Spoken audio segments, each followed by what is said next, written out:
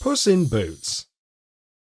Father is dead, and all he has left is the mill and ass and Puss. I know those mean brothers of mine will take the mill and the ass and leave just Puss for me. They will be able to earn a livelihood, but what am I going to do?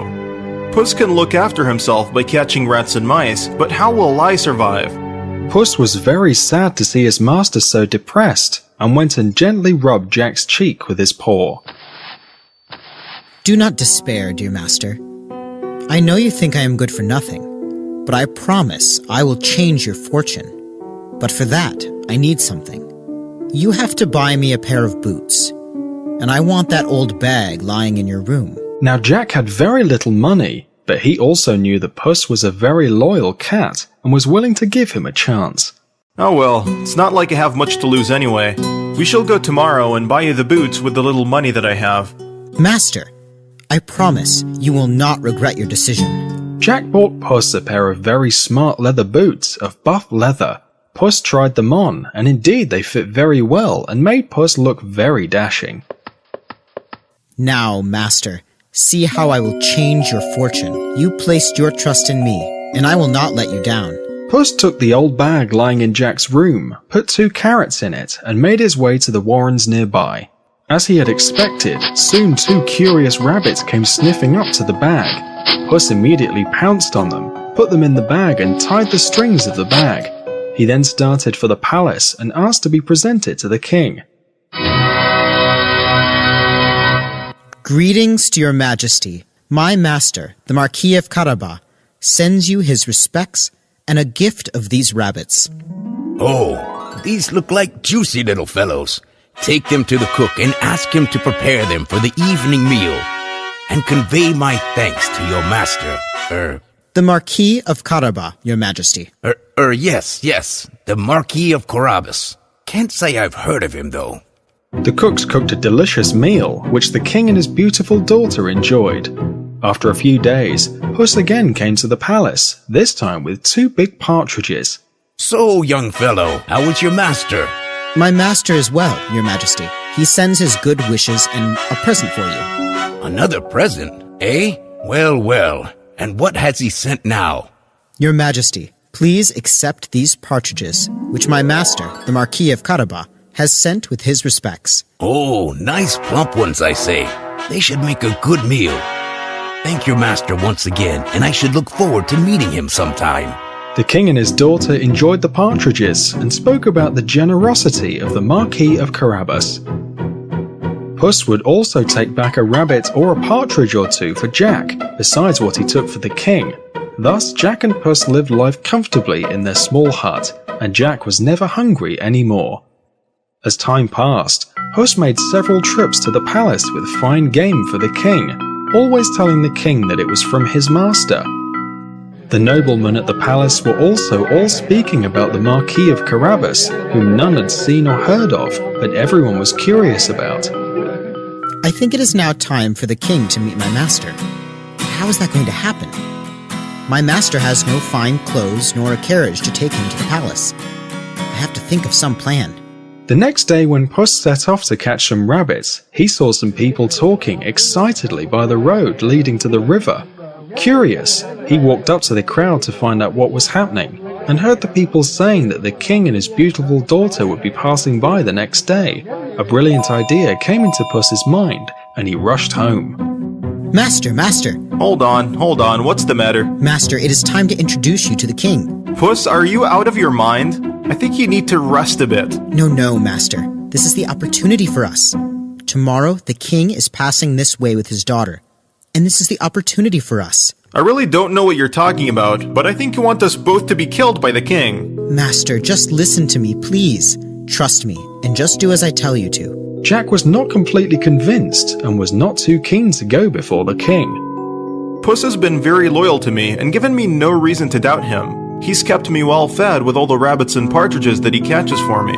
Maybe I should trust him, as he seems so confident of himself. Oh well, I'll go along with you, but I just hope you know what you're doing and don't land me and yourself in trouble. Don't you worry, master. Your fortune is going to change, and your days in this miserable hut are soon going to be over. The next day, Puss took Jack to the river beside which the king was supposed to pass. When he saw from afar the king's carriage approaching, he went to Jack. Quick, master. Take off your clothes and get into the water. What the? Are you out of your mind? Please do as I tell you, master. There is no time to be lost. I just hope you know what you're doing. Puss quickly hid Jack's old and tattered clothes and went back to where Jack was standing in the cold water. As the king's carriage came near, Puss started shouting out, Help, help! Oh, someone please help! The king looked out of the carriage window and instantly recognized Puss. Oh, your majesty. My master had come to bathe in the river and some robbers have made off with his clothes. He will surely drown or freeze to death if he is not saved. The king immediately ordered his attendants to bring Jack out of the water and sent a groom to the palace to bring a fine suit for Jack. The groom soon returned with a purple and gold suit befitting a royal person. Jack, who was a handsome lad, looked like a prince in the new clothes. Finally we meet the Marquis of Carabas. Must say, he is a handsome fellow. The king invited Jack to sit with him in the royal carriage, where his daughter was also seated. Jack, who was a shy boy, was hesitant to do so. Oh, do come and join us. We shall be very pleased with your company. The princess's sweet and beckoning smile made Jack immediately fall in love with her, and he went and sat down beside her. When Puss saw his master seated with the princess, he went and told the coachman the direction to follow, and ran ahead as fast as he could. He reached a field of corn where reapers were busy at work, and told them, The king's carriage is making its way here. If anyone asks, you must say these fields belong to the Marquis of Carabas. If anyone dares to disobey me, he will be chopped to pieces. The workers were terrified of Puss's threats and promised to obey him. Since it was a lovely day, the king told his coachman to go slowly so that he could enjoy the view. My, what a beautiful sight these fields of corn are. Who do they belong to? I wonder. As instructed by Puss, the workers all answered that the fields belonged to the Marquis of Carabas. Puss went further ahead and instructed the shepherds and farm workers to also say everything belonged to the Marquis of Carabas. What a fine herd of cattle. Who do they belong to? Your Majesty, these belong to the Marquis of Carabas. I see. And these fields of golden wheat also belong to the Marquis of Carabas? Yes, Your Majesty. They all belong to our noble and kind master, the Marquis of Carabas. The king was very pleased to know that not only was his visitor handsome and charming, but was extremely wealthy as well. Of course, Jack had no idea how Puss was doing all this, but he had fallen so much in love with the beautiful princess that he could think of nothing else. In the meanwhile, Puss had rushed ahead to the castle of the very, very mean ogre, who not only owned a beautiful castle, but also all the fields and cattle that Puss had told everyone to say belonged to the Marquis of Carabas. Greetings, sir. Ah, Puss in Boots. Now that's a sight I've never seen before. What are you doing here? I have heard so much about you, sir, that I thought I must see you. Ah, well. Now the ogre was a very conceited and proud fellow, and loved it when anyone praised him. Everyone seems to be talking of your great skills. I have heard that you can change yourself to anything. I find that so hard to believe. Not hard at all. Not hard at all. Just watch this. Suddenly, instead of the ogre, there is a big ferocious lion sitting in front of Puss. Puss leapt up with a start and darted outside the window, clinging on for dear life. Ha ha ha! Frightened you, didn't I? Now come on in. You believe in my powers now? Whew!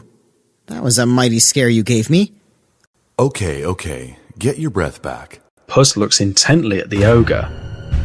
Now what? You still doubt my powers? Oh, no, sir. Not at all. Then what is the matter? I don't mean to offend you, sir, but I was just wondering about something. What is it? Out with it!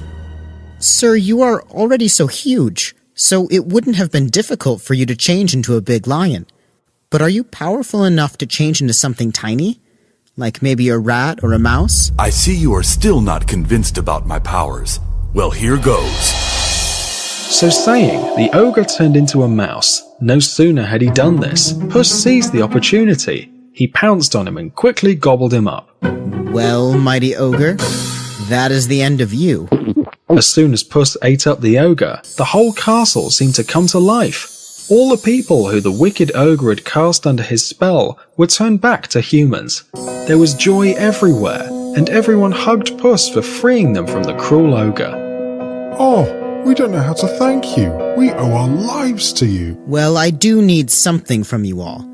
Soon the king of the land is coming this way, and you all need to hail the Marquis of Carabas, as he is your new master. Don't worry, he is not at all like the demon who you were under. Your new master is a very kind and noble soul. Anything for the new master. Good. Now I want you all to gather in the hall to welcome your new master, who will be arriving with the king himself. When the king saw the castle from afar, he wondered who the owner could be, and as they came near, he saw Puss standing by the gates, bowing low to the king. Welcome, your majesty, to the castle of my master, the Marquis of Carabas. My, this is one fine castle, even more beautiful than my own palace. I'm sure it must be beautiful from within also.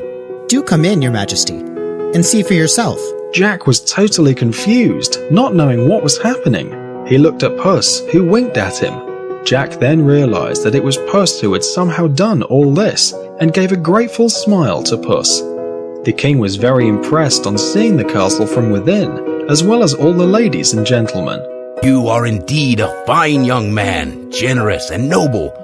I shall be the happiest man if you would accept my daughter to be your wife.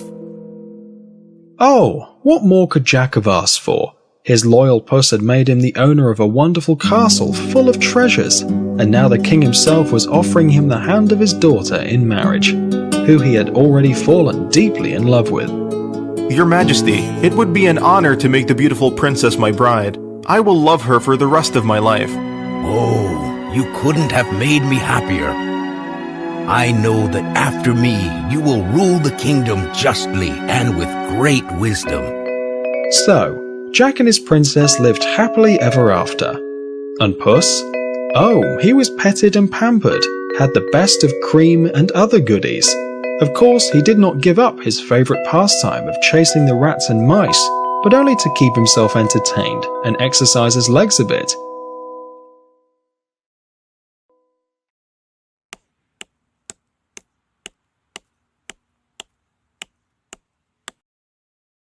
Pinocchio.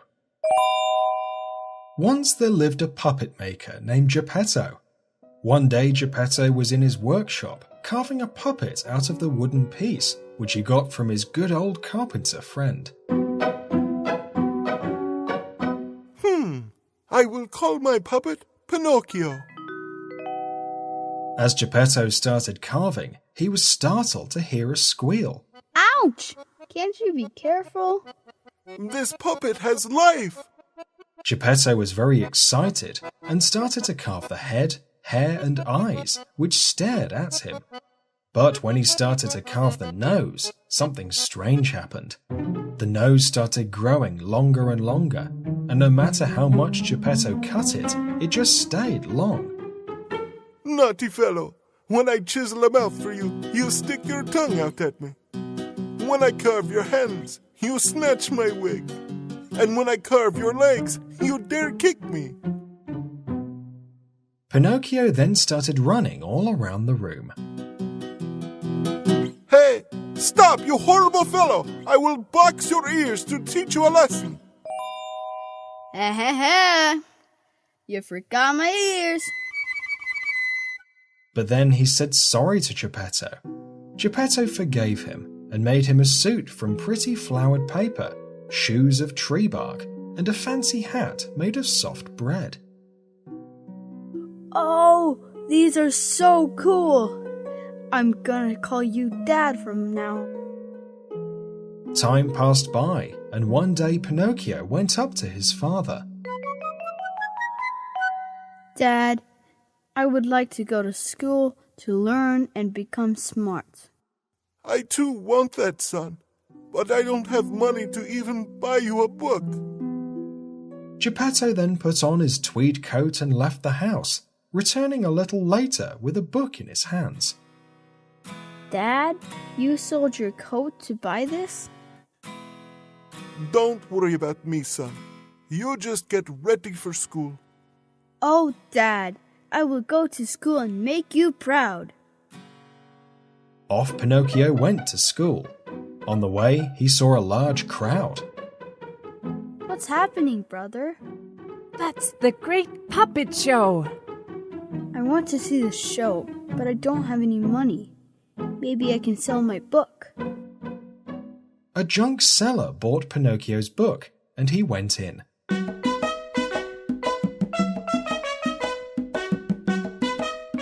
There he saw several other puppets.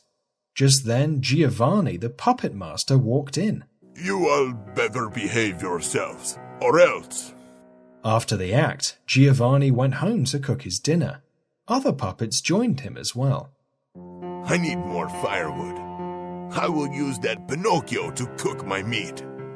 Come here, boy. I need some wood to cook my meat. Oh, please don't! Dad, please come and save me! Your father is alive? Yes, sir, and he really loves me. Okay. I will use another puppet. Luigi, bring me Harley Quinn. Harley Quinn is just a baby. If you must, please burn me. You are a good boy. I will let you off. Come, tell me about yourself. Pinocchio narrates his tale to Giovanni.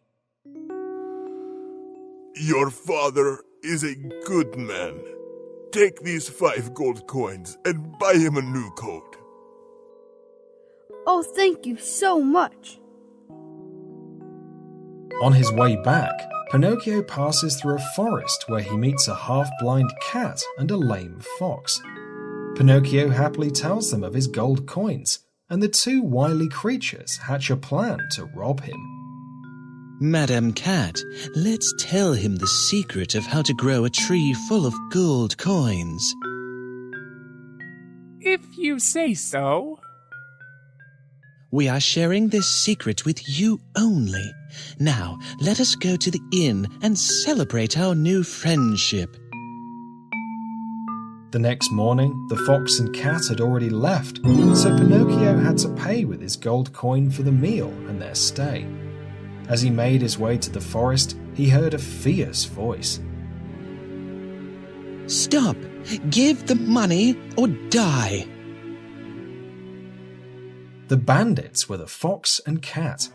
Pinocchio had hidden his gold coins under his tongue, and the bandits couldn't find them. They then tied a noose around his neck and hung him from an oak tree. Hang there till you give us the coins. We will be back soon. Oh, Father, please help me. A fairy in a nearby felt sorry for the poor puppet. She summoned a hawk and dog. Hawk, fly to the oak tree and snip the rope. And dog, bring that boy here. When Pinocchio woke up, he was in a warm bed at the castle. After some bitter medicine, Pinocchio recovered fast. Tell me what happened. Pinocchio related his tale to the fairy, but told her that he had lost the coins, though they were hidden in his pocket. But as soon as he said the lie, Pinocchio's nose started to grow. My dear, I know you are lying because your nose is growing longer and longer. I'm so sorry. I forgive you this time, but don't ever lie again. Take the gold coins to your father and don't get cheated again.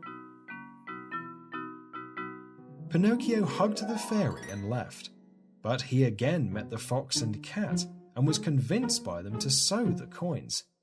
The next day, the cat and fox had made away with his coins, and he returned home with nothing. I'm sorry for everything, Father. Do forgive me.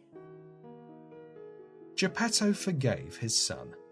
Soon it was time for Pinocchio to go to school, but he was led astray again by Carlo, the good-for-nothing boy in class. Hey Hey, Pinocchio, where are you heading? To school, of course. What a waste of time. Come with me to Toyland. No one studies there. A wagon will be coming in the evening. A large wagon pulled by 12 pairs of donkeys soon arrived, and Pinocchio and Carlo scrambled in. Whee! Toyland, here we come. However, Pinocchio was in for a rude shock. Carlo's and his ears became long and hairy, their faces began to change, and they turned into donkeys. They could now only bray. At the market, Carlo was sold to a farmer, and Pinocchio was sold to a circus owner, who made him perform at the circus. One day, while jumping through the hoop, Pinocchio stumbled and fell. Alas, no one wanted a lame donkey. But then a little man came by to buy the donkey, to flay his skin and make a drum for the village band. Pinocchio wept when he heard this. His new master led him to the sea and tied a large stone around his neck to drown him so that he could flay his skin. Pinocchio called out to the fairy to help him once more. Dear fairy, please forgive me this last time. I promise I will never do anything stupid again.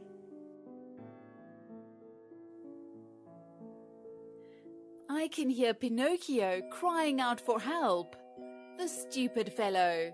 Mermy fish, hear me. Go immediately and save the donkey with a stone around its neck. Thank you, Mermy fish. The fish nibbled away the donkey flesh off Pinocchio, and he once again became a live puppet. However, his adventures were not yet over. Right behind him appeared a large shark. Pinocchio tried to swim fast, but a huge wave of water swept him right into the shark's mouth. It is so dark. Anyone there? Please help.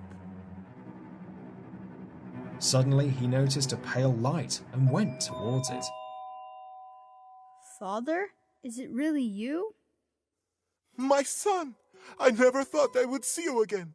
I couldn't find you on land, so I searched for you at sea. But my boat capsized. I was swallowed by the shark.